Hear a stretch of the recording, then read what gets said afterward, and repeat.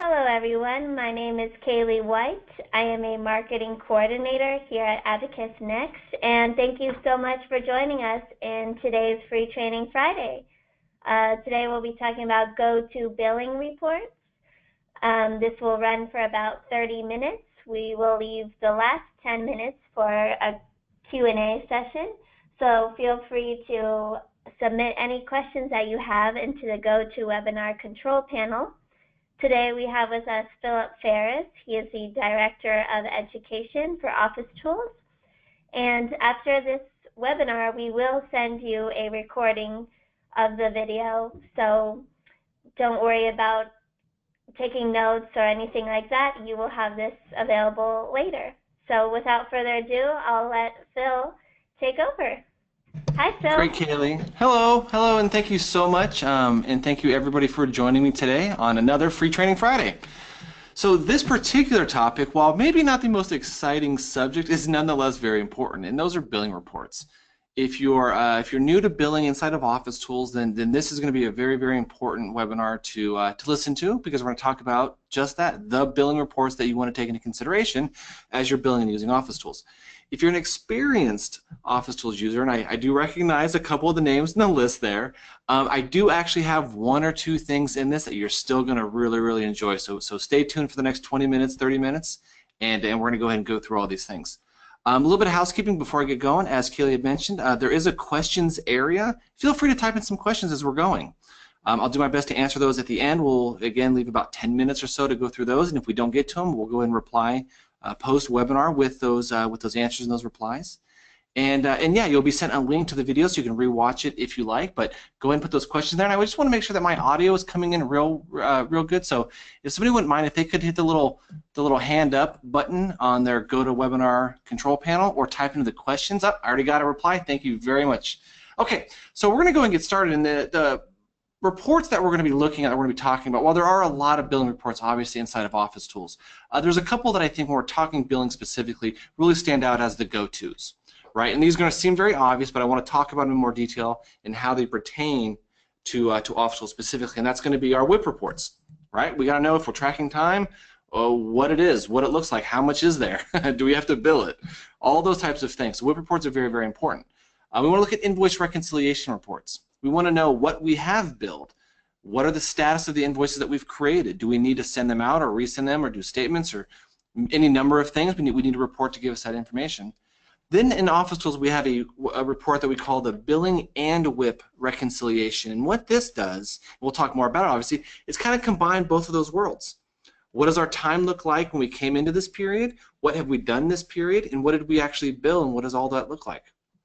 Couple utilization reports I'm going to talk about because I think those are a lot of fun, and I'm also going to talk about profit and loss, a very specific report, but kind of in general of how important it can be to track staff cost and compare staff cost to your billings, and I think you can get some very valuable information from that. So what I'm going to do now is I'm going to go ahead and transition over. We're going to jump right into OfficeTools here. So let me just make the switch here real fast, and here we are. So I know everybody's seen this screen, so we're not going to take any more time looking at this. Let's jump into the reports. Okay, so up here on the top, I'm going to go into billing reports, and we're going to talk about the first one I mentioned, which is the WIP report.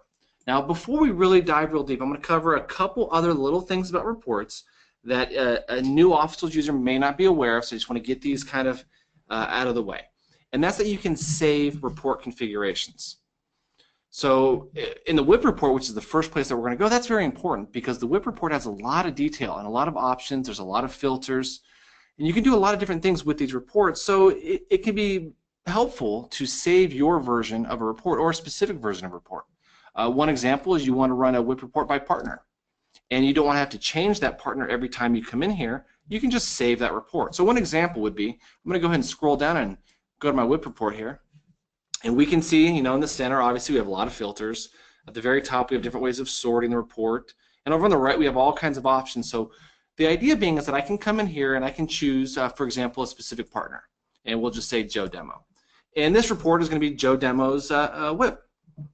So if I wanted to save this, it's really as simple as coming up to the toolbar here on the reporting screen and hitting the Add Custom Report. Okay, I can go ahead and give it a name. Call it Joe's WIP report, and hit save. Now what it's going to do is save all those configurations and add that now to my list of reports. So in the future, anybody, including Joe, can actually come in here and pull up that report with the options and the filters that have been set previously. So that's very, very handy. A couple other things that I want to point out are the types. So as you start doing that and adding custom reports, you may want to go back and see what were the originals, what were the default reports that came with OfficeTools. Or maybe you only want to see the custom reports. So you can use these to make the list a little clearer depending on what you're looking for. So that's very, very helpful. And the last thing is more of a best practice. Whenever you're doing anything in reports, and this is very common, especially as we first start using reports, is pay attention to your date ranges. Okay, the beginning, the end, perhaps presets depending on what you're looking for. Because the report is obviously looking at date ranges. OfficeTools doesn't build necessarily by specific periods or anything like that. You have to put in the date range that you want the report to be ran. And in billing reports, that's doubly important because if you're running a report for a certain period, yet something occurred, such as time being tracked or payments being entered, outside of that, it may not reflect those details. So keep that in mind, and that varies from report to report. Most of those details you'll find at the bottom of the report if there's any special case scenarios when it comes to that report and how it generates its data. Okay, so let's jump on in. WIP reports. Again, these are great, right? These are important. A lot of offices will still run a WIP report and actually print them out. That's okay. I'm not gonna beat you up if you're printing out paper WIP reports and passing around and scribbling all over them. However, we need to get to the report before we can do that, so this is where we want to start. And there's a couple things you can do, but I'm just going to leave it as is. I'm going to clear out my filters. I'm going to put my date range, maybe something a little, we'll just do,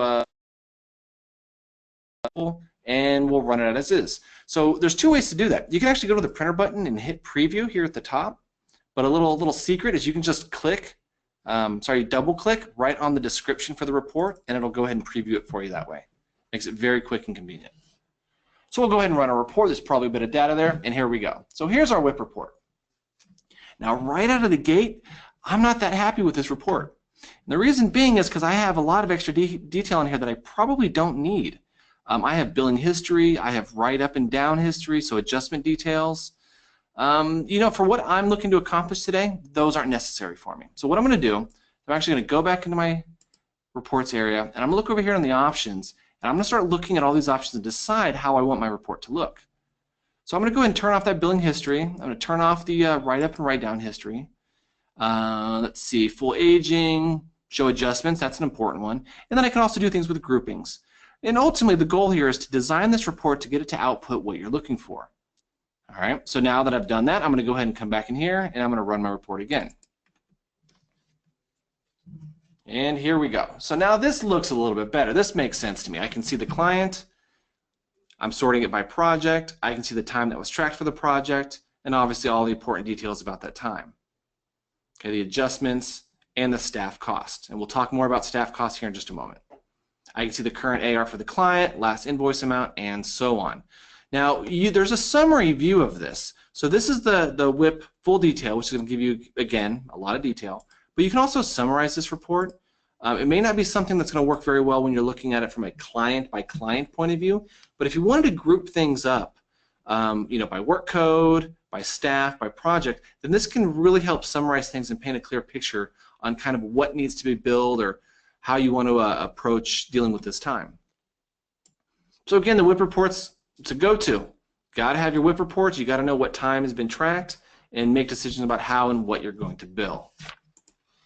So that's a good jumping off point is the WIP report. Now the next one I want to talk about kind of ties right into that. Now if you're not tracking time and you're creating invoices only, you know, your fixed fee or your value billing, whatever it may be, and time's not really part of that, then this report is going to be kind of your first go-to report. But in any office that's using OfficeTools to bill, this is going to be an important one, and that's the AR reconciliation report. Again, you do have, although less than a WIP report, you do have some filter options, you do have some sort options, and different levels of detail. But just leaving it as it is, I'm going to go ahead and run this, and I don't know if my date range will be appropriate. There we go. So I can see in here all of my beginning balances and all my AR for this date range. So we're talking about in October, okay, for the invoice dates. And I can now see the client, I can see the invoices and the statuses. Now this is what's important because so often invoices will get created in the system and not put in final status, or they're partially paid, and then as time goes on they kind of get moved down the list and we lose sight of those, and perhaps we don't know why our balances don't look correct. We're having to reconcile things of that sort. This report can help you pull those numbers out relatively quick, especially when we're looking at the payments applied column. So on the AR reconciliation report, one column that I point out that's actually really important, that may not seem that way at first, is this payments applied, because this is going to tell you if you have any outstanding retainers in the system, things of that sort. This will kind of help paint that picture for you so you can begin to see what's been taken and what's been applied and what the actual final balance for that client is. So again, another good report. But now we're going to move on to a combination of both, and I really like this report, which is the billing and WIP reconciliation. This is going to take a little bit of both of those previous reports and kind of combine them in one place. And the reason that that's important is because you may want to know what WIP had gone unbilled up until your current period, what was billed in that period, and maybe what's going to be left over coming up. And so what I mean by that is I'm going to go ahead and again leave this report as is. I'm going to open up the date range a little bit more though. I'm going to go ahead and say year to date. I want a little bit more data in here for demonstration purposes. But now looking at this report, what we can see is quite a bit actually. We can see the beginning WIP. We can see what WIP, what unbilled time happened or came into this prior to January 1. So this was the starting point. This was the WIP that the client started with before we went into this period, this range.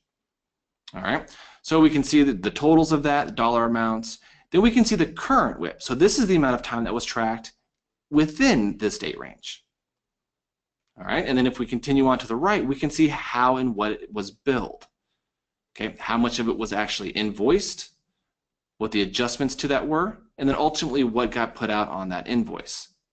Okay, and we can see, and again, I know I don't have a lot of data. My only real client here is ABC Company, but we can see that we actually had a 135% billed amount. We invoiced $28.93 and we billed $39.06. Looks good, perfect. And then moving forward on this report, we can now also see what's left over.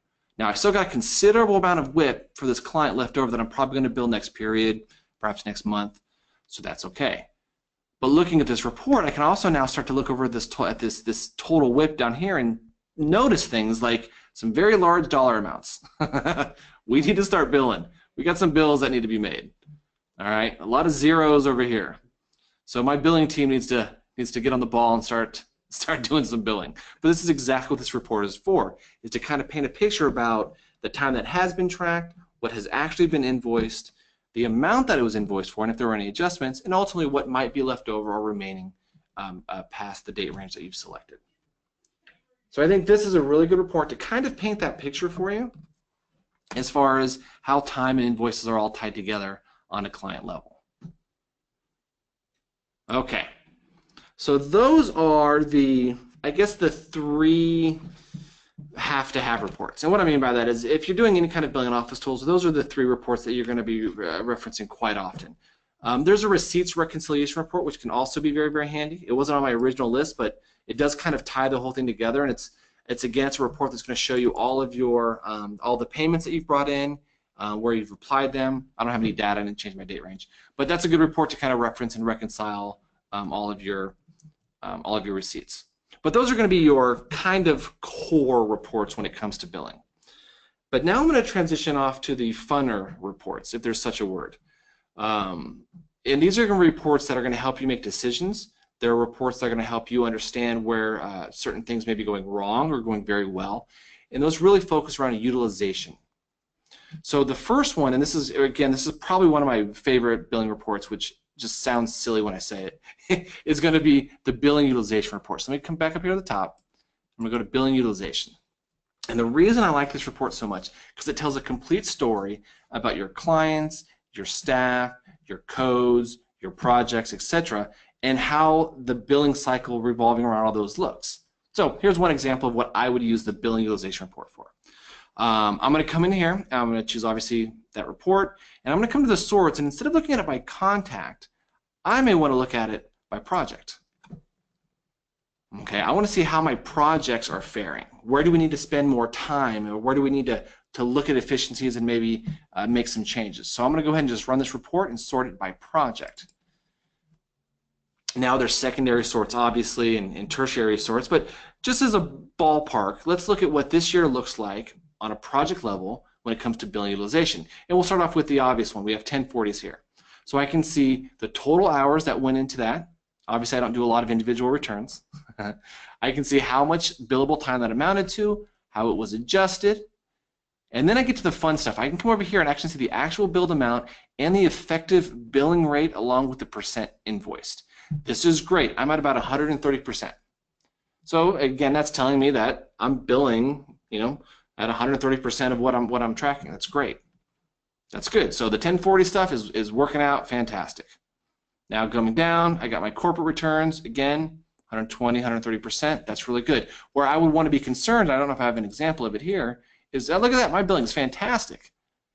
Is when that number starts to drop down below 80 or 90%. Now, if you run this report and you notice that your percent invoiced is in the 70 or 80%, don't be too concerned. To be honest with you, that's kind of average. If everything that you bill you mark up, my argument would be that maybe your billing rates aren't high enough. So there's definitely some room. There's some room there, but you want it to be between 70 and 100%. I think is a safe bet. Looking at all my stuff, all my invoices go out way higher than the time that I track. I'm probably going to revisit my billing rates. I think I need to bump my billing rates up a little bit. That way, I'm not constantly having to adjust every single invoice. That way, the time that I track is far more appropriate to what I want to bill, and that helps. So for my projects, you know what? Everything looks pretty good. As far as the work we do, how we track our time, and what we bill, looks good.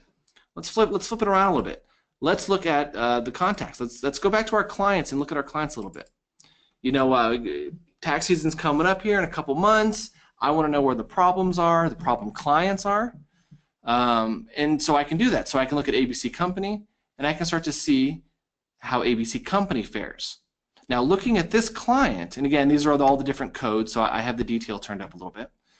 Looking at ABC Company, I can see the billable time and all those great details. But again, if we look over here to the right, these two columns right here tell me quite a bit. So on average, every hour that we work for ABC Company is $177 an hour. Now, if my billing rate, typically for the staff that are working for this client, is $125, $150 an hour, that's good. We're making some good money there, 135%. But let's go over and see if I have a client that maybe has a lower amount. Nope.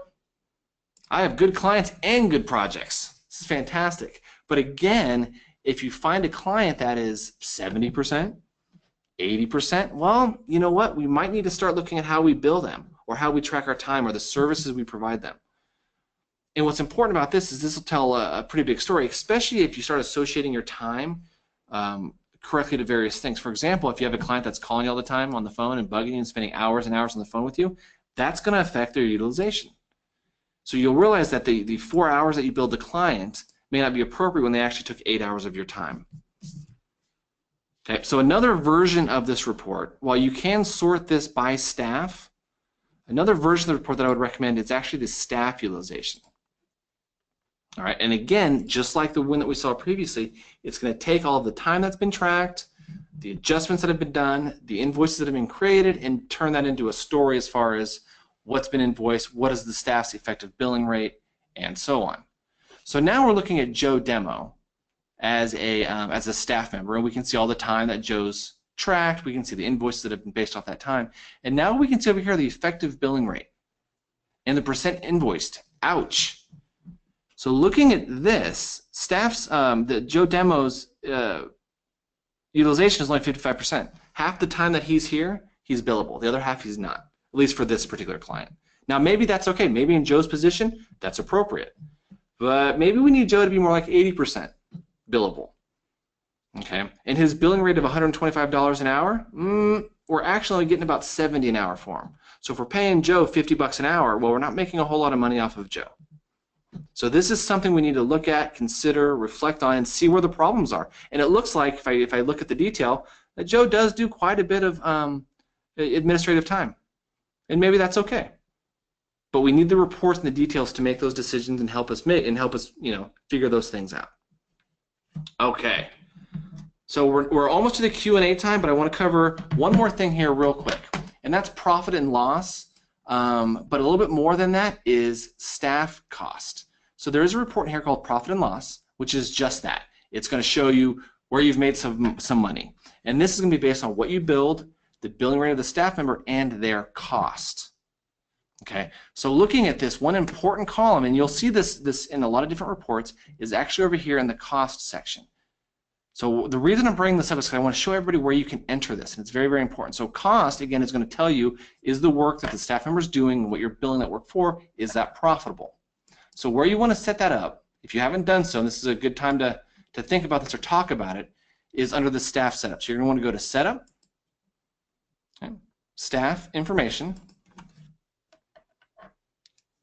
give us a minute to load, and there's a simple field where you put in there, oops, I didn't mean to open that up. You want to jump over here to the HR tab in the staff information screen and enter in right here the staff cost. And that will begin to show on the reports per hour how much this employee costs. Now, how you come up with this number, it's completely up to you. Is it their hourly wage? Is it, their yearly salary divided by? Does it include other burdens? That you're going to have to determine on your own on what that number represents. But here's kind of a general ballpark to help you figure it out. Their billing rate is typically about 3 or 4 times what their cost is. So just as an example, if I were to put Joe's cost in here as $25, I'd probably bill Joe at $100 an hour, $125 an hour. That's probably his billing rate. All right, just if you're looking for a number to put in here, that 3 to 4 times is usually a good jumping off point. Okay. So that kind of covers the go-to reports, talked a little bit about them, I talked about staff costs. So here's for all of the experienced OfficeTools billing report users out there, if you have an astute eye, you may have noticed a new filter on this screen, and that is contact groups. So this is going to be available in the next update, which is coming out shortly, and this is very cool. I'll try to be quick. I know there's questions. I'm going to get to the questions here in just a moment, but I want to talk about this real quick. What this will allow you to do is, if you look at all the filters that you have, account managers and contact groups and periods, and if we look at the WIP report, we have a half a dozen more. If those aren't enough and you need another way of filtering a report, especially a billing report in OfficeTools, you can do that with contact groups. So what you want to do is navigate to the contact screen, go to the gears right here, and create your contact groups. You can then associate clients to those groups and then run billing reports based off of those. And they can be anything. It can be clients living in a certain region, clients who are associated to a certain office, clients who you provide a specific service for. And if the project filters and the account manager filters, or none of those are going to work for you, you can now effectively create your own filters inside of any billing report using contact groups. Okay, so the last couple of minutes we have here, I'm going to go ahead and open up the questions area. If I don't get to your questions, again, I do apologize. We will do so right after the webinar and talk a little bit about those. Okay. Okay, so I've got a question here about running billing utilization. No charge billing codes do not show up on the report. Let's have a look here. So question about the billing utilization. So what's probably happening, and to be honest with you, Dennis, so this is a question by Dennis, and just to reiterate, Dennis asks, when running the billing utilization report, no charged billing codes do not show up on the report. Okay, so if that's not happening, what I'm going to guess, without looking, is probably the case, is that although you're tracking them as not chargeable, they're actually still billable codes. There's a good chance they're showing up in the billable column because they've been marked as much, even if they don't have a rate associated to them. So to go to that area here real quick, let's open up the billing utilization. I'll go ahead and run this report. And there's actually a dedicated column for total and billable. So billable is going to be just that, your billable time, and the total is going to be the total of all of your time. The non-chargeable is going to be the difference between the two. So have another look at that report. If that's still the case, if these columns are the exact same, no matter how you run the report, give us a call, Dennis. Let us know. We'll probably have to log and actually have a look. But there's a very, very good chance that you have non-chargeable codes that have been marked as billable. And we can help you go through that and have a look if you need to. All right. Okay, question. Can we get build whip by project? Okay, so Marianne asked a question about getting build whip by project. Well, again, that comes down to all of the filters. So the whip report, by definition, is unbilled time. But here's something that you can do. You can group them by projects. If you look at, for example, the billing and whip reconciliation, okay, you can group these up by various ways, but they're not going to show the project details. And the reason being, unfortunately, not all time is actually associated with a project. If you're really good about that and you're doing that, then you can use the billing utilization report here and filter it by project type. All right, and that's going to give you about as much detail in that particular scenario as you can get. What I'd recommend, Marianne, is that you reach out to training@OfficeTools.com and let us take some time to spend with you and go over some options as far as how you might want to show that build time by project. But one last thing that I'll show you that may help out is that there's a billing report or two that are not in the billing reports. I know that sounds a little weird, but here's something else that you could do that may help. If you go to the billing tab and you come to the invoices section, okay, right here under the printer icon, there's actually billing reports. And what this is going to show, oops, wrong one, I apologize.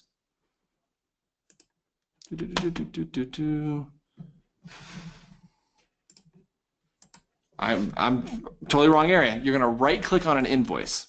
Okay, so I've chosen an invoice here. I'm going to right click on it, and there's actually WIP reports down here. So these are going to be the details as far as the time as they're associated to this invoice. Okay, you can see the invoiced WIP, and you can see all of the other billing detail. Now there's no project filter here, but you can get a lot of information from this report also. But again, some of these details, the best course of action is to reach out and talk to a trainer. That way we can look at it, because to be honest with you, everybody builds a little differently. I know a lot of people think they build the same way as the guy down the street, but to be honest with you, every office has a slightly different way that they bill.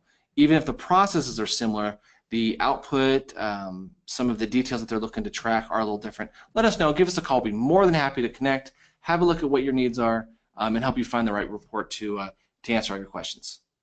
Okay, any other questions from anybody regarding reports? Okay, can staff costs be blocked to other users? Great question. Absolutely. In fact, most of those types of things related to billing and costs are part of the user rights area. So just revisit that, and in in the various areas where it shows costs, that can be turned on and off. Absolutely. With the exception of reports, here's something to think about. If you give somebody access to billing reports, they will be able to see the staff costs. However, in the application where it may show that, like on the projects, for example, it will be hidden from there. But if you're going to give somebody access to handle billing reports, then yes, they will still be able to see the staff cost. It'll just hide it from the various areas like projects if you turn off those options.